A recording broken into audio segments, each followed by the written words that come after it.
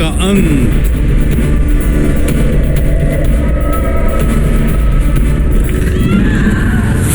शतावट का चरम।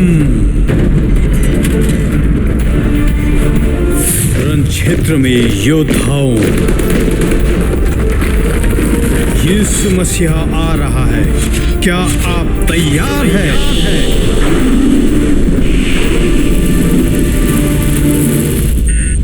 अंतिम समय के लिए तैयार हो जाओ। A special welcome to all Angel TV viewers watching this program. इस कार्यक्रम को देखने वाले सारे एंजल टीवी के दर्शकों के लिए खास स्वागतम।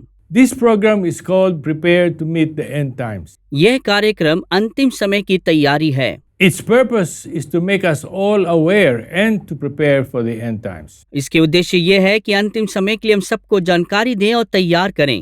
The topic for today's message is called the fourth generation, the most powerful generation. आज की संदेश का शीर्षक यह है कि चौथी पीढ़ी जो बड़े सामर्थी पीढ़ी है। Do you know that we belong to the most powerful generation of all time, Jesus generation? क्या आप जानते हैं सब समयों में से आप एक सामर्थी पीढ़ी का एक भाग हैं जो यीशु के पीढ़ी हैं।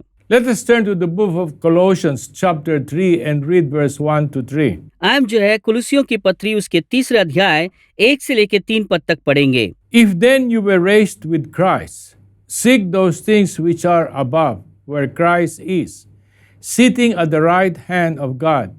Set your mind on things above and not of things on earth. For you died, and your life is hidden with Christ in God.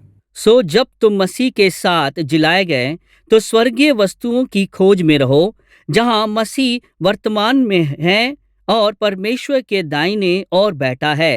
पृथ्वी पर की नहीं परंतु स्वर्गीय वस्तुओं पर ध्यान लगाओ, क्योंकि तुम तो मर गए और तुम्हारा जीवन मसीह के साथ परमेश्वर में छिपा हुआ है।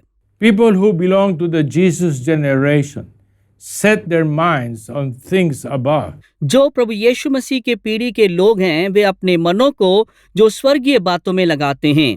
Have you ever considered what it took Moses to go through and bring Israel to the promised land? क्या कभी आपने ये ध्यान देके देखा है कि मूसा के लिए क्या हुआ कि वो मिस्र में जाएं और अपने लोगों को इस्राएलियों को छुड़ा कर ले आए।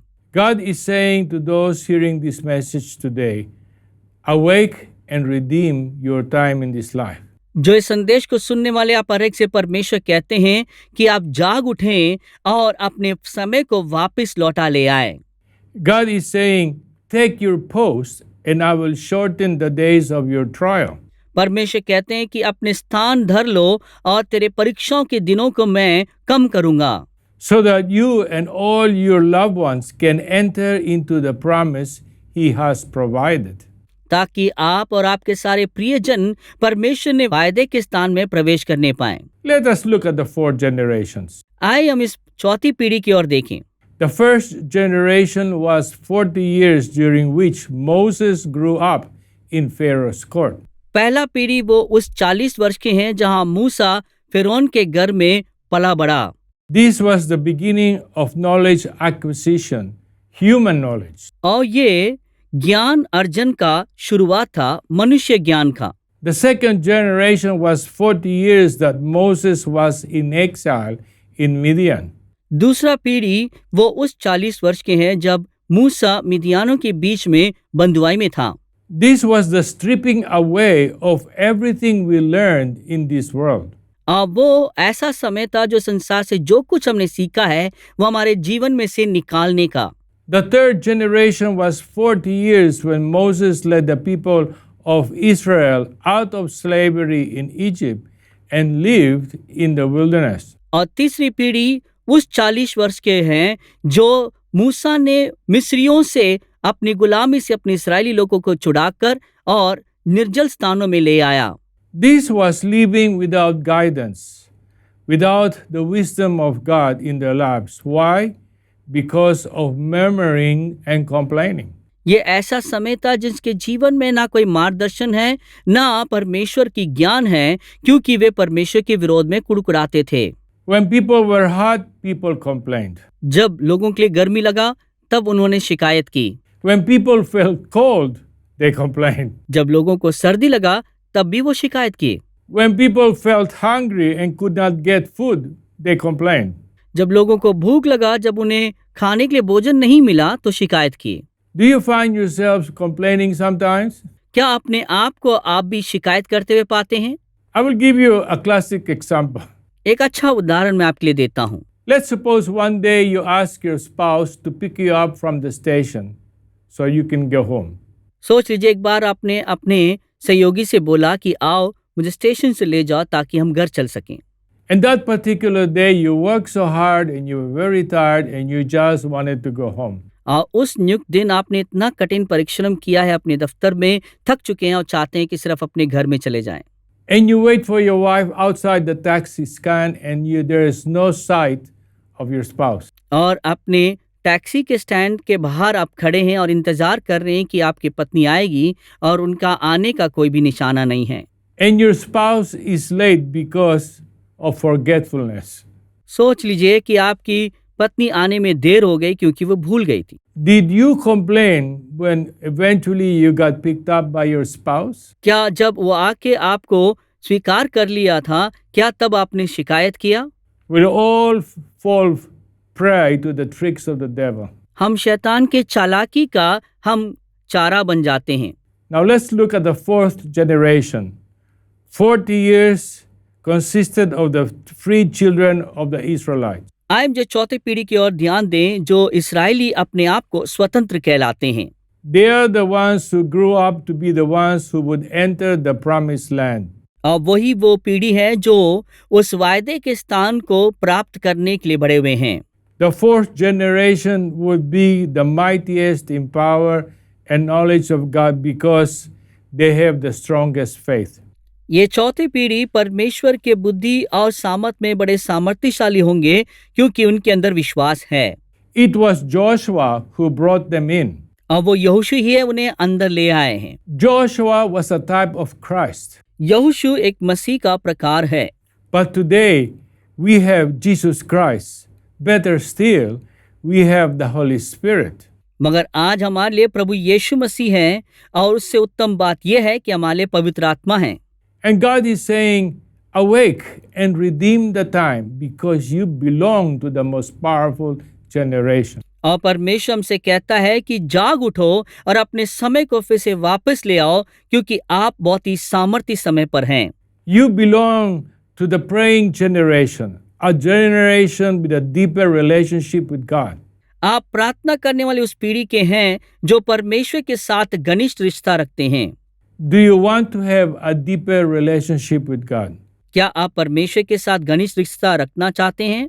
How can we connect to that generation? हम कैसे उस पीढ़ी के साथ अपने आप को जोड़ सकते हैं? First of all, we need a spiritual birth. We need to be born again in Jesus. सबसे पहले हमें आत्मिक जन्म लेना जरूरी है। हमें आत्मा में जन्म लेना है।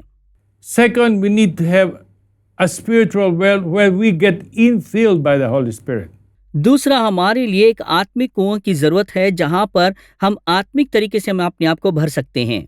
Thirdly, we need to begin to trust and obey what the Holy Spirit shows us. तीसरी बात, हमें जो पवित्र आत्मा में दिखाता है और कहता है उस पे भरोसा करना है और आज्ञाकारी होना है। Fourthly, finally, we enter into the promised land, the promises of God in your life. चौथी और अंतिम बात यह है कि हम वायदे के स्थान में प्रवेश करते हैं जो वायदा परमेश्वर ने हमारे लिए किया हुआ था। I want you to look up and see the promised land. It is in sight. और मैं चाहता हूं कि आप जाग उठे और देखने पाएं कि उस वायदे के स्थान को जो आपके अंदर है। Because the Lord has shortened the days of our trials. क्योंकि परमेश्वर ने हमारे परीक्षा के समय को कम कर दिए हैं। God wants to sanctify our imagination right now. परमेश्वर इस वक्त हमारे कल्पना को शुद्ध करना चाहते हैं।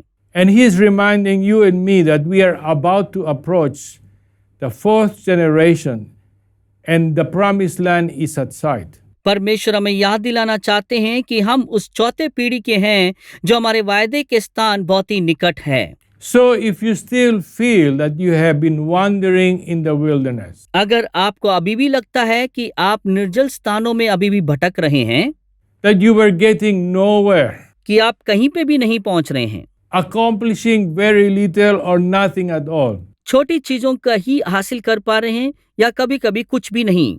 I want you to slap your face और मैं चाहता हूं कि अपने चेहरे पे थप्पड़ मारें and remind yourself that you belong to the Jesus generation, the most powerful generation there is. कि अपने आप को याद दिलाएं कि आप यीशु के पीढ़ी के हैं, बहुत ही सामर्थ्यशाली पीढ़ी हैं। You may have to face few more trials and storms, but you will arrive at the promised land. हो सकता है कुछ और परीक्षाएं या तूफानों का सामना करना पड़े, मगर अंतिम में जरूर अपने वायदे के स्थान में पहुंचेंगे। Remember, greater love and greater faith in much prayer is the key for you to grab hold. आप याद रखिए, ज्यादा प्रेम, ज्यादा विश्वास और बहुत प्रेम के द्वारा ही एक कुंजी है इन चीजों को पाने की। The fourth generation were a people who humbled themselves in prayer to God, and they wanted a deeper relationship with God. चौथी पीढ़ी के लोग ऐसे हैं जो अपने आप को प्रार्थना के द्वारा नम्र करते हैं और परमेश्वर के साथ घनिष्ठ रिश्ता रखना चाहते हैं। Are you listening? That generation wanted more. They wanted more from life. क्या आप सुन रहे हैं? ये पीढ़ी बहुत ज्यादा चाहते हैं और वो भी जीवन से बहुत ज्यादा चाहते हैं। Do you want more in life from God? क्या परमेश्वर से आपके जीवन के लिए बहुतायत को चीज चाहते हैं? Then you must awake and redeem the time you have left on this earth. तब आपको जाग उठना है, जो बाकी समय आपके लिए बचा हुआ है संसार में आपके लिए, उसे वापस पाना है। You and I are constantly confronted by the enemy to bring us down. हम और आप लगातार शैतान का सामना करते रहते हैं जो हमें नीचे गिराने के प्रयास में हैं। So we need to guard ourselves from spiritual deafness and blindness. इसलिए हमें आत्मिक जो मृत्यु और अंधापन के लिए हमें अपने आप को बचा के रखना है। Let us turn to the book of Isaiah chapter 35 and we will read verse 4 to 6. हम जो यशायाह भविष्यवाणी की पुस्तक उसके 35वें अध्याय उसके 4 से लेकर 6 पद तक हम पढ़ेंगे। Say to those who are fearful hearted, be strong, do not fear. Behold, your God will come with vengeance.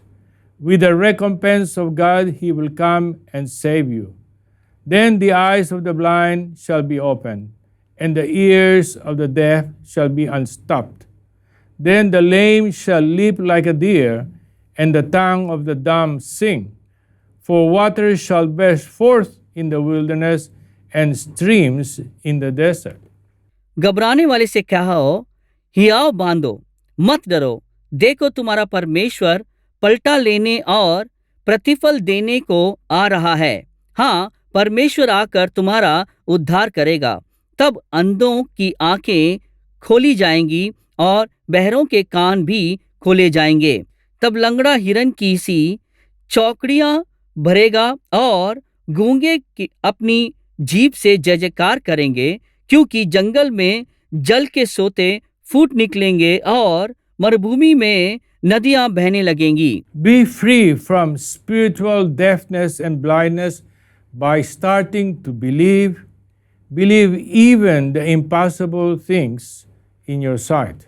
विश्वास करने के द्वारा अपने आत्मिक अंधापन और मृत्युपन से आप स्वतंत्र हो जाएं, यहाँ तक कि विश्वास करें उस असंभव पर भी। No longer to see is to believe, but believe and see the hand of God move in your life.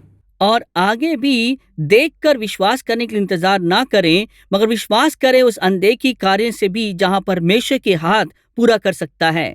Learning to hear from God is very important. परमेश्वर को सुनने के लिए सीखना बहुत ही जरूरी है।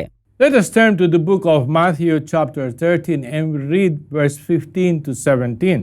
आप जब मत्ती रचित सुसमाचार उसके 13 अध्याय उसके 15 से लेकर 17 पद तक देखेंगे।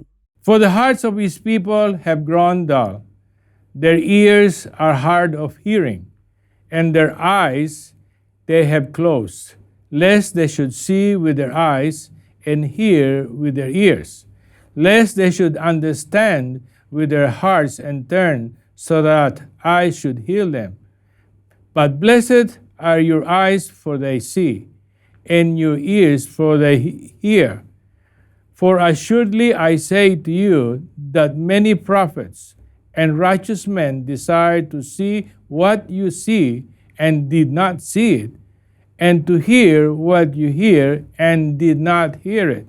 क्योंकि इन लोगों का मन मोटा हो गया है और वे कानों से ऊंचा सुनते हैं और उन्होंने अपनी आंखें मूंद ली है, कहीं ऐसा ना हो कि वे आंखें से देखें और कानों से सुने और मन से समझें और फिर जाएं और मैं उन्हें चंगा करूं। पर धन्य है तुम्हारी आंखें कि वे देखती है और तुम्हारे कान कि वे सुनते हैं, क्योंकि मैं तुमसे सच कहता हूं कि बहुत से भविष्यवक्ताओं ने और धर्मियों ने चाहा कि जो बातें तुम देखते हो देखें पर ना देखी, पर जो बातें तुम सुनते हो सुने पर ना सुनी। God is saying to us all, awake my bride and redeem the time that you have left. परमेश्वर हम सबको देख के कहते हैं, मेरी दुल्हन जाग उठ और अपने समय को बचा ले।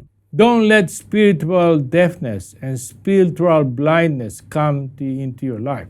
आपके जीवन में आत्मिक अंधापन और आत्मिक मृत्युपन आने ना दें। And God declares, blessed are your eyes for they see and your ears for they hear. परमेश्वर कहते हैं, धन्य वे जो आपके आंखें देखती हैं और आपके कान सुनते हैं। Is there a bit of resistance in your part to obey God right now? क्या इस वक्त परमेश्वर के लिए आज्ञाकारी होने के लिए थोड़ा बहुत आप रुकते हैं? Do not go back to the generation where they were always complaining and murmuring about what they don't have. आप उस पीढ़ी में वापस ना जाएं जो हर वक्त जिनके पास जो कुछ नहीं था उस वजह से वो लोग कुड़कुड़ाते थे और शिकायत करते थे। Move yourselves into the Jesus generation where all things are possible, but should you believe it? मगर हम यीशु के पीढ़ी की ओर चले जाएं जहां हर बातें संभव है। देखते हैं, क्या आप उस पर विश्वास करते हैं? Remember one of the disciples of the Lord when he said, I will not believe until I put my finger in the wounds of the Lord. याद करके देखिए, यीशु मसीह के एक चेलों में से एक चेले ने इस प्रकार कहा, जब तक उनके घाव में मैं अपने हाथ या उंगली डाल के नहीं देखूंगा तब तक मैं विश्वास नहीं करूंगा। Jesus had risen from the dead, and Jesus was making it all possible for him to move in his generation.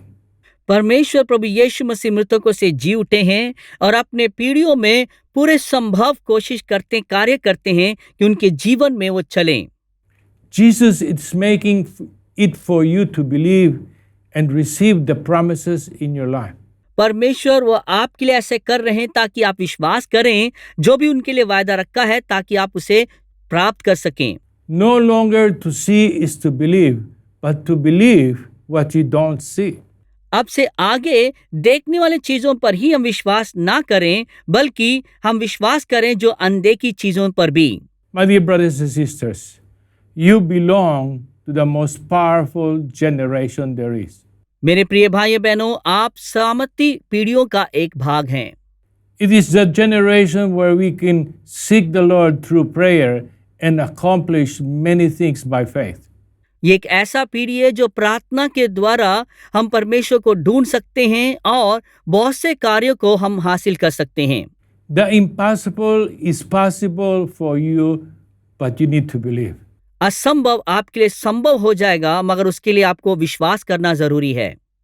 Are you willing to change? क्या आप इच्छुक हैं बदलने के लिए? My dear brothers and sisters, we have come to the end of this message. मेरे प्रिय भाइयों बहनों, हम इस संदेश के अंत में आ पहुंचे हैं। I want to encourage you to grab hold of the greatest generation that we have. मैं चाहता हूं कि आप जो महान पीढ़ी है उसे आप थाम लें। Think about what Jesus has done for your life. याद रखें कि प्रभु यीशु मसीह ने आपके जीवन के लिए क्या किए हैं। Until we meet again next time, God bless you all. अगले समय मिलते तक परमेश्वर आप सबको आशीष दें। Amen. आमीन।